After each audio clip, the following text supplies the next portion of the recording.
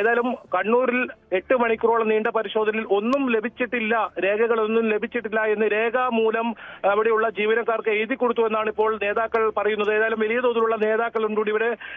K Shailaja, P Jayarajan, E P Jayarajan, K Ragesh തുടങ്ങി കണ്ണൂരിലെ പ്രമുഖ നേതാക്കളെല്ലാം തന്നെ രാവിലെ മുതൽ ഇവിടെയുണ്ട്. അതോടൊപ്പം വലിയ തോതിൽ പ്രവർത്തകരും എത്തിയിട്ടുണ്ട്. പ്രതിഷേധ മുദ്രാവാക്യം മുഴക്കുന്ന സാഹചര്യമുണ്ട്. അങ്ങനെ ഒരു സാഹചര്യത്തിലാണ് ഈ ഒരു വീട്ടിൽ നിന്നും നടത്തിയ പരിശോധനയിൽ ഒരു രേഖയും കണ്ടെടുക്കാനായിട്ടില്ല എന്ന് ഒരു രേഖാമൂലം ഇവിടെയുള്ള ജീവനക്കാരനെ നൽകിയിട്ടുള്ളത്. അത് പി ജയരാജൻ ഇപ്പോൾ പ്രവർത്തകരോട് വിശദീകരിച്ചിരിക്കുന്നു. ഇനി ഇ ഡി ഉദ്യോഗസ്ഥർ അല്പസമയത്തിനകം തന്നെ ഇവിടുന്ന് മടങ്ങും, അതിനുള്ള വഴിയൊരുക്കുകയാണ്.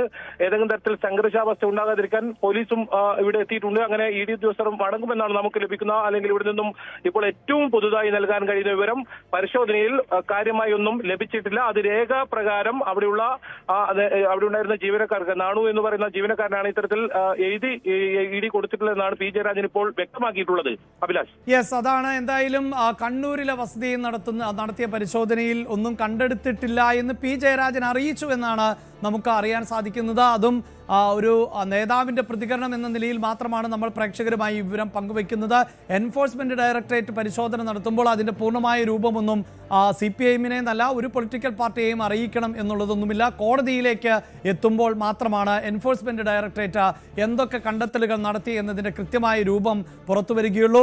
ചിലപ്പോഴെങ്കിലും വാർത്താക്കുറിപ്പ് എന്ന നിലയിലൊക്കെ പരിശോധനയുമായി ബന്ധപ്പെട്ട വിവരങ്ങളൊക്കെ പുറത്തുവിടാറുണ്ട്.